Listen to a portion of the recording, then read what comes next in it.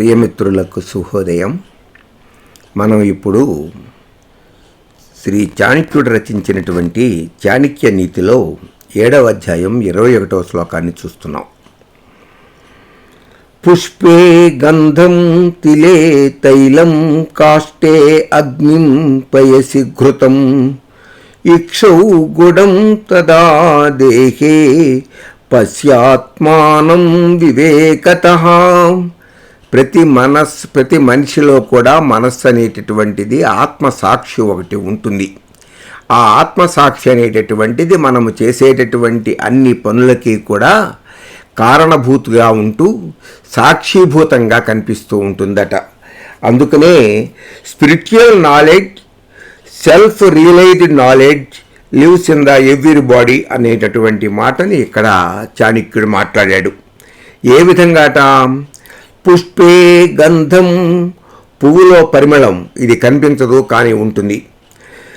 తిలే తైలం, నువ్వులలో ఏ విధంగా అయితే నూనె ఉంటుందో, కాష్టే అగ్నిం, కట్టెపుల్లలో ఏ విధంగా అయితే నిప్పు ఉంటుందో, పయసి ఘృతం, ఏ విధంగా అయితే పాలల్లో నెయ్యి దాగి ఉంటుందో, ఇక్షౌ గుడం, చెరుకుగడలో ఏ విధంగా అయితే బెల్లము, అదే మనం అనుకునేటటువంటి షుగర్ కేన్లో కనిపించేటటువంటి బెల్లము, బెల్లము తథా ఆ విధంగానే దేహే పశ్య ఆత్మానం వివేకతః, ఆలోచించి చూసుకుంటే నీలో కూడా ఒక ఆత్మజ్ఞానం అనేటటువంటిది ఎప్పుడూ కూడా వెలుగుతూనే ఉంటుంది.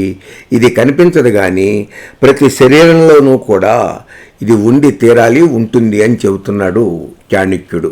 పుష్పే గంధం తిలే తైలం కాష్టే అగ్నిం పయసి ఘృతం, ఇవి కనిపించవు కానీ ఉంటాయి. ఇక్షౌ గుడం, మా చెరుగల్లో బెల్లం ఉంటుంది. అదేవిధంగా దేహే పశ్య ఆత్మానం, అలాగే ప్రతి శరీరంలోనూ కూడా ఆత్మ అనేటటువంటిది, ఆత్మజ్ఞానం అనేటటువంటిది వివేకంతో ఆలోచిస్తే కనిపిస్తుంది అని చెబుతున్నాడు మహర్షి చాణక్యుడు. స్వస్తి.